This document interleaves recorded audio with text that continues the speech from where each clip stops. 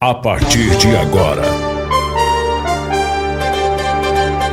visão do momento. Informação e credibilidade. Falando de política, economia, saúde, educação e segurança pública. Mediador Dr. Ramon Butti. Visão do momento. Só aqui.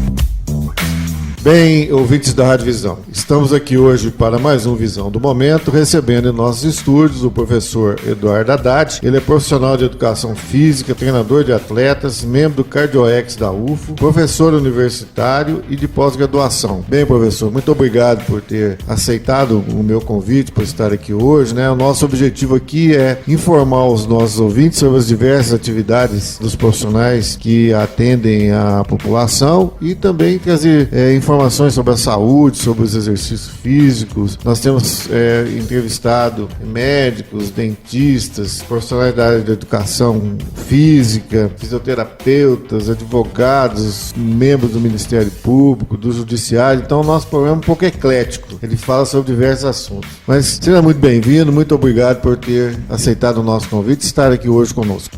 Dr. Ramon, eu que agradeço o convite. É um prazer estar aqui com os ouvintes da Rádio Visão. Realmente uma honra estar aqui nessa casa e poder colaborar um pouco através de informações que possam conduzir os nossos ouvintes à prática de exercício físico e atitudes mais saudáveis no seu dia a dia. Bem, professor, falar um pouco da sua formação profissional, contar para nós um pouco da sua história, para a gente começar a nossa conversa.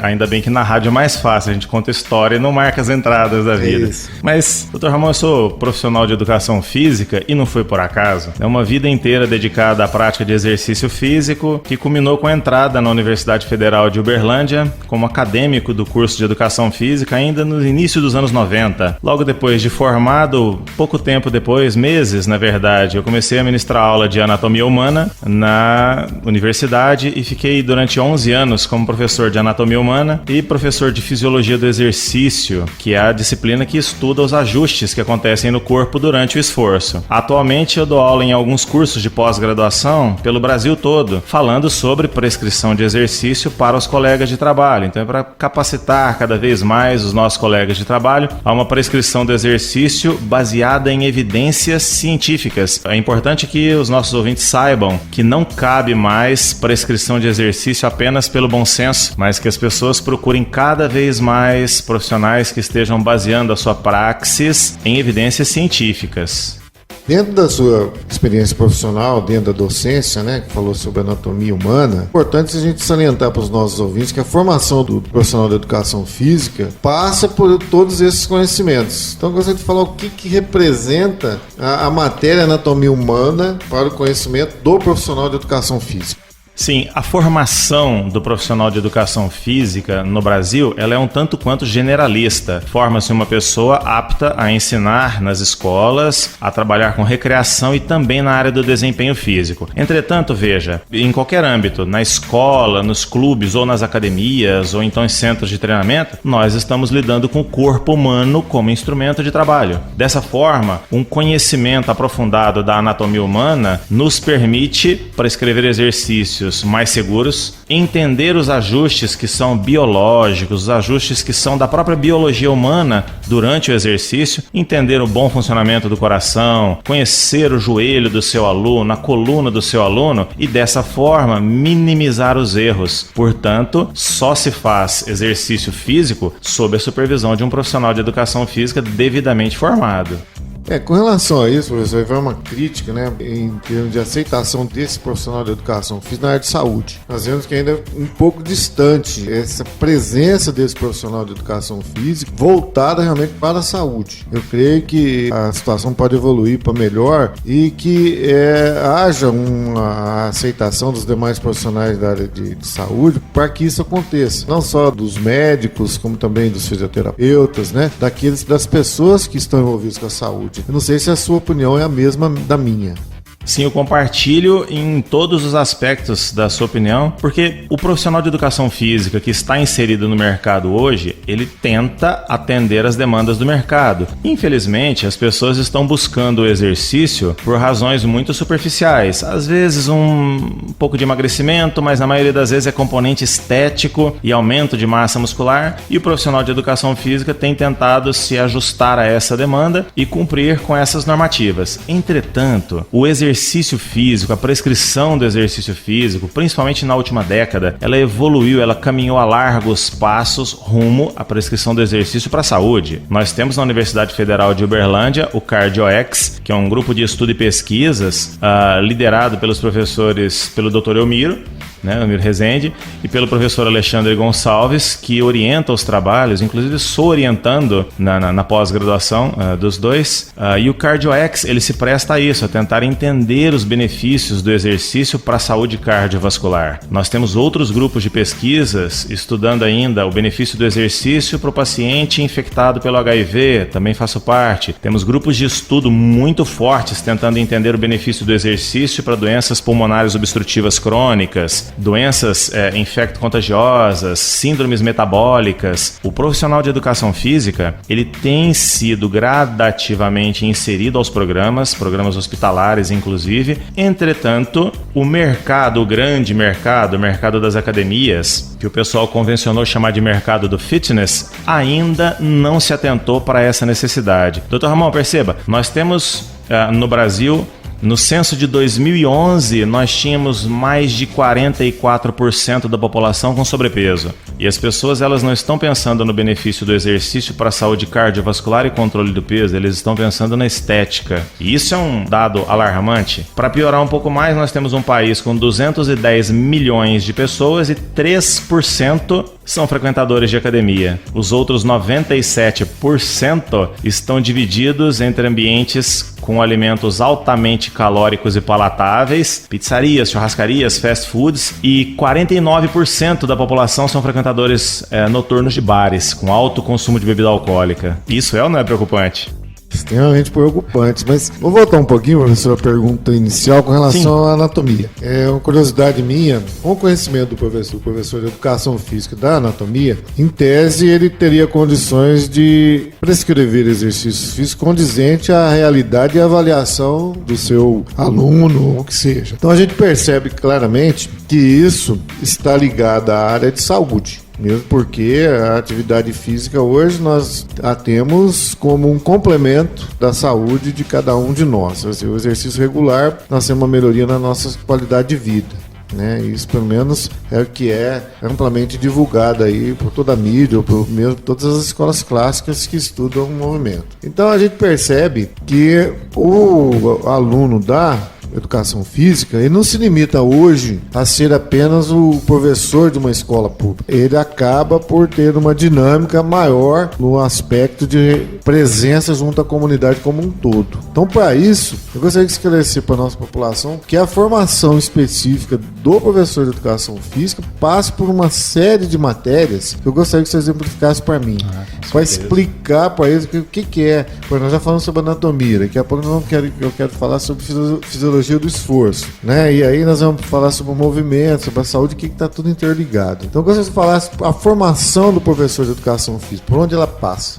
Assim, isso é muito importante porque a sociedade no geral não conhece a faculdade de educação física. O aluno que ingressa na nossa faculdade, num primeiro ano na faculdade, é o ano do quebra-gelo, ele imediatamente tem contato com a disciplina anatomia humana e fisiologia humana. A disciplina anatomia é a disciplina que estuda as partes do corpo e a relação entre elas. Então ele estuda o coração? Sim, mas ele estuda também as artérias e os vasos que saem ou entram do coração e de qual órgão vem ou para qual órgão vai. E a fisiologia vai explicar o que é que esses órgãos fazem. Então, logo no primeiro ano, o aluno de educação física ele tem um amadurecimento muito grande no que se refere ao conteúdo biológico. Os professores do primeiro ano normalmente capacitam o aluno em termos de entendimento das disciplinas biológicas num nível de amadurecimento muito avançado.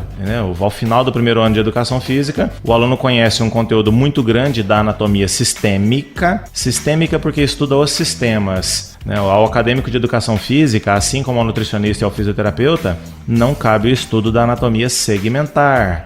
Isso cabe mais à medicina. A partir daí, o curso ele segue para 3 eixos basicamente. O eixo das biológicas, o eixo voltado para a educação física escolar e um eixo voltado para as atividades recreativas e lúdicas. Vamos nos concentrar no eixo das biológicas para que os nossos ouvintes possam entender a abrangência da educação física. Uma vez que ele tenha estudado a anatomia e a fisiologia, lembrando vocês que a anatomia é o estudo das partes e a fisiologia é o estudo das funções. Ele vai passar por uma disciplina que nós chamamos de cinesiologia, estudo de movimento. Então ele vai entender como se dá o movimento. E nessa disciplina um foco muito importante é conhecer articulações e músculos do corpo. Para que o ouvinte consiga entender a abrangência disso, amigos, nós temos 320 articulações e 501 músculos. Um bom profissional de educação física, ele qualifica e quantifica com precisão os movimentos que essas articulações e esses músculos podem fazer. E isso já garante uma qualidade de exercício que você não vai encontrar em outro ambiente. A partir disso, ele fez então anatomia, fisiologia, cinesiologia e agora ele vai estudar a fisiologia do esforço, a fisiologia do exercício, que é conhecer as funções do corpo associadas a condições que não são as condições de repouso. Quando você corre, o que acontece com seus rins? Quando você se exercita, como seu coração se comporta, o oxigênio ele está indo para o cérebro, ele está indo para os músculos, como que isso se dá? Como é que seus hormônios estão operando durante o exercício? O que acontece com seus músculos durante o exercício que não acontece no repouso? Uma vez que você esteja de posse de todas essas informações, surge uma disciplina que ela sistematiza o exercício. E nós chamamos essa disciplina de treinamento desportivo, que é você associar todo esse conhecimento à lógica da preparação física. De janeiro até dezembro, o que se deve fazer com o atleta para que ele possa treinar intensamente e com saúde. Então, o Dr. Ramon, no início do nosso bate-papo, falou que eu sou treinador de atletas, e eu sou treinador de atletas não por experiência, não por intuição. Sou treinador de atletas porque a base da preparação física toda foi passada num curso de graduação da educação física. Depois disso, você pode até agregar alguma coisa que seja do seu conhecimento ou de experiências pessoais, mas a base científica toda está nas faculdades de educação física. Hoje, nós temos os cursos de educação física todos bem supervisionados pelo Ministério da Educação. Nós temos um conselho de educação física, o CONFEF, e nós temos conselhos regionais de educação física, o CREF, que fiscaliza, supervisiona e dá suporte legal para o exercício da profissão. Dessa forma, não cabe mais alguém prescrever o exercício sem fundamentação teórica, sem uma base legal, com suporte na nossa legislação, e não cabe de forma alguma a população entregar a sua saúde às mãos de leigos. Isso não tem o menor cabimento. Não tem a menor possibilidade, né? Hoje não cabe mais. Mesmo porque a atividade física ela vem também como complemento de uma atividade de fisioterapia. Exatamente. Né? Então, sempre que a gente vai buscar um atendimento fisioterápico, o complemento dele seria um reajustamento da nossa capacidade muscular, ou mesmo que seja uma lesão óssea, ela se adapta novamente para voltar à regularidade do movimento que a gente tinha antes de ser lesionado. Né? Não é isso, professor? Associado a isso ainda, o ganho de idade, que algumas pessoas chamam de envelhecimento, quem envelhece é meu carro, né? Nós melhoramos com o tempo, né? Nós ganhamos idade com o tempo. E o ganho de idade associado ao exercício, ele vem regado de autonomia. As pessoas que ganharam idade fazendo exercícios de força, eles chegam à terceira idade ou à melhor idade, eles chegam com uma qualidade de vida, uma autonomia muito grande. E isso só se consegue com suporte de exercício físico prescrito, né? Não pode ser espontâneo. Nós temos aí um aumento da capacidade de viver do nosso povo, não é isso? A faixa etária está aumentando, né? Os avanços da medicina, mundialmente falando, colaboram para termos pessoas com mais idade. Então, não adianta nada ganhar idade sem qualidade de vida. E isso, o exercício, padrão ouro na manutenção da autonomia. Inclusive na reabilitação da hipertensão, que podemos falar um pouco mais adiante. Bem, ouvintes, estamos aqui hoje recebendo o professor Eduardo Haddad, ele é profissional de educação física, estamos conversando com ele sobre a aplicação da educação física e seus profissionais na saúde como um todo. Daqui a pouco tem mais Visão do Momento. Visão FM. Visão do Momento. Os melhores debates acontecem aqui. Visão do momento. Bem, ouvintes, retornamos à nossa conversa aqui com o professor Eduardo Haddad e eu pergunto, professor, para a gente especificar um pouquinho sobre a fisiologia do esforço, que às vezes a gente vai falar fisiologia do esforço, a gente não pode, o nosso ouvinte que é leigo, ele não vai entender bem o que a gente está falando isso, né? Que é o mecanismo da contração muscular, por exemplo. Como é que funciona aí o mecanismo? Que gostoso poder falar disso para os ouvintes. Amigos, fisiologia é uma palavra muito interessante, né? Muito legal, que tem na sua etiologia a fisio, função, logia vem de estudo, então seria o estudo da função. E fisiologia do exercício, ela se ocupa de entender os ajustes, as modificações que acontecem no corpo durante o exercício. Nós chamamos isso então de ajuste agudo, mas também entender os ajustes que são crônicos, aqueles que vêm com o tempo. Por exemplo, uma pessoa que hoje tem pressão alta começa a fazer o exercício e a pressão gradativamente vai normalizando. Esse é um ajuste crônico. Uma pessoa que é sedentário, não consegue fazer esforços e vai se submeter ao exercício, daqui a algumas semanas ele deixa de ser sedentário. Esse é um ajuste crônico. Então, a fisiologia, ela explica esses ajustes e o profissional de educação física, entendendo esses ajustes, consegue fazer determinadas previsões. Daqui a quanto tempo você vai perder peso, daqui a quanto tempo você se torna mais forte, daqui a quanto tempo você estará pronto para fazer maiores esforços. Com relação a isso, professor, nós temos duas atividades físicas, né? Que seria a atividade aeróbica e a atividade anaeróbica. Então é importante também para os nossos ouvintes entenderem o que é uma e o que é outra. E qual que é a aplicação dessas duas atividades dentro do aspecto do início de uma atividade física. Essa pergunta é extremamente importante, Dr. Ramon. Verdadeiramente é isso. Nós temos exercícios aeróbicos e exercícios ditos não aeróbicos, né? Em termos práticos, os exercícios que nós fazemos continuamente, caminhadas, trotes, passear de bicicleta, são atividades com a predominância de um exercício aeróbico, aquele que você faz consumindo bastante oxigênio. Por outro lado, nós temos exercícios que são muito localizados. Ir para uma academia fazer aula de ginástica localizada, ir para uma academia fazer musculação, são exemplos de exercícios ditos anaeróbicos. Há muitos anos atrás, o pessoal entendia que o exercício aeróbico, aquele que você faz como uma caminhada e uma corrida, oferecia um ajuste muito positivo para o seu coração e que os exercícios ditos anaeróbicos não ofereciam ajustes para o coração, porém bons ajustes para os músculos. Hoje sabemos, exercício faz bem para o coração. Aeróbico, anaeróbico, não vamos fazer essa relação. Exercício é bom para o coração. Assim como exercício faz bem para os seus músculos,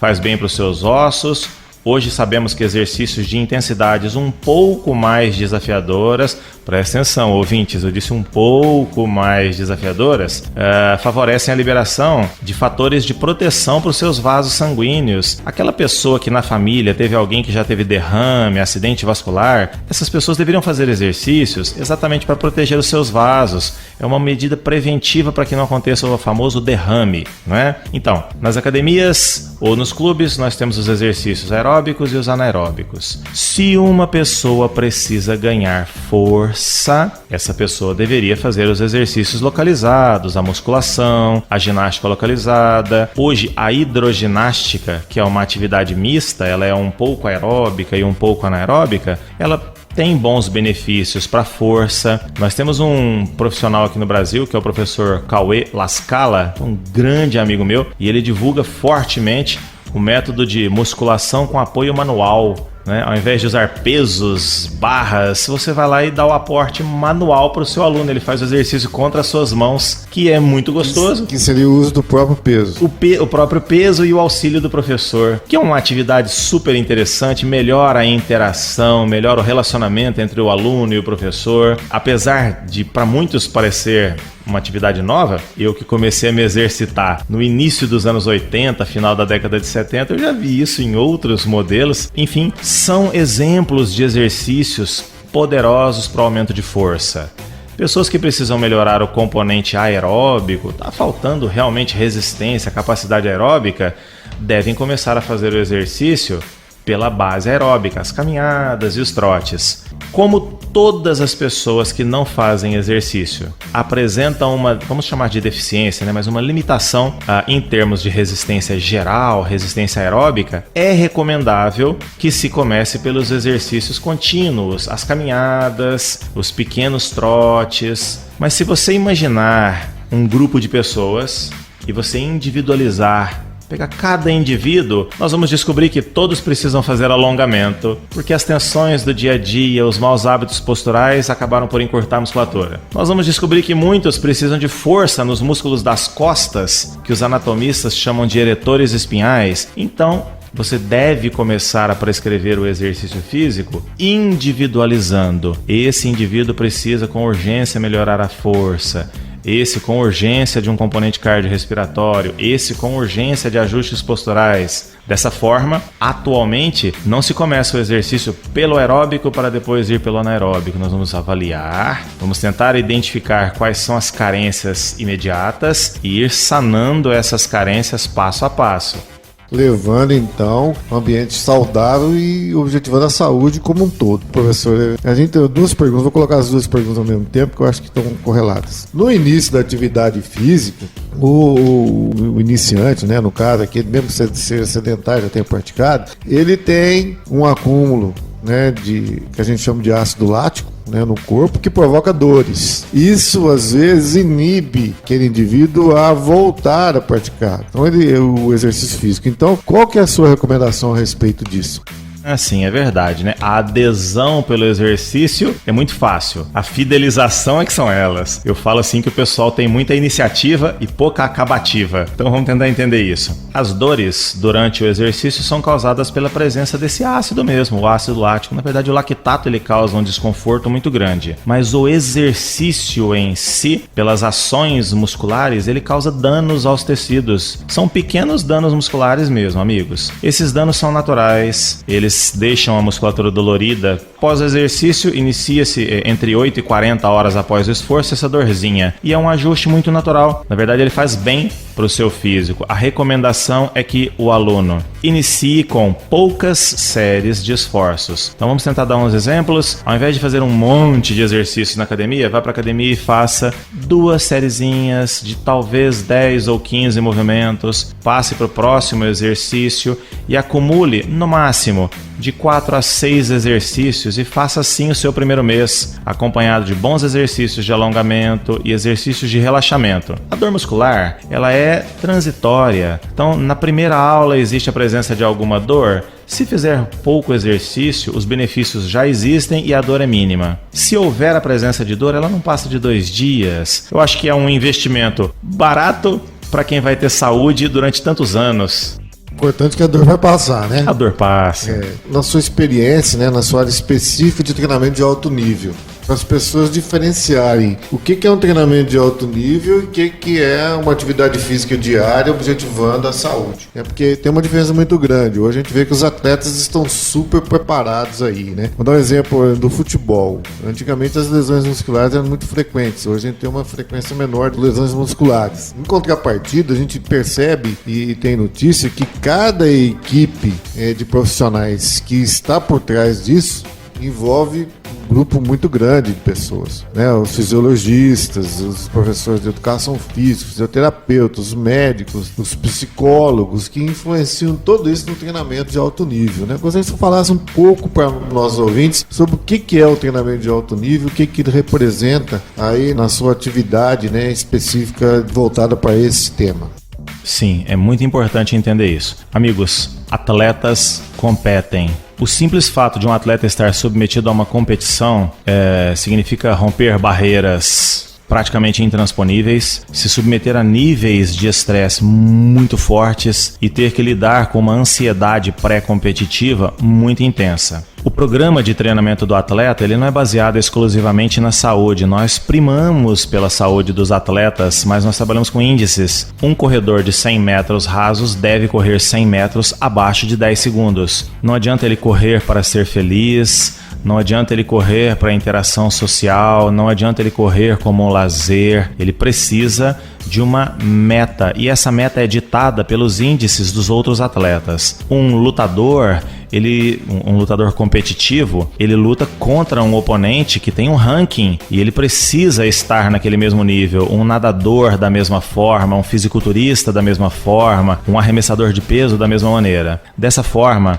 a saúde ela caminha paralelo ao desempenho físico e não na frente do desempenho físico. Muitos atletas trazem consigo marcas terríveis de lesões antigas, de uma época onde eles treinaram com um suporte baixo, treinavam praticamente sozinhos. Então tem atletas que têm tendinites crônicas, desvios posturais crônicos. Quando ele chega no alto nível, ele tem acesso a profissionais muito sérios. Então gostaria de fazer uma ressalva aqui para a cidade de Uberlândia, onde nós temos um excelente médico esportivo, Dr. Abelardo Pena, fantástico, que tem um conhecimento profundo científico e uma experiência de muitos anos lidando com atletas de vários esportes. Então, com certeza, a presença de um médico do gabarito do Dr. Abelardo realmente alavanca a vida do atleta e a condição de uma equipe competitiva. Associado a isso, nós temos a presença dos fisioterapeutas que conseguem hoje, em um tempo recorde, colocar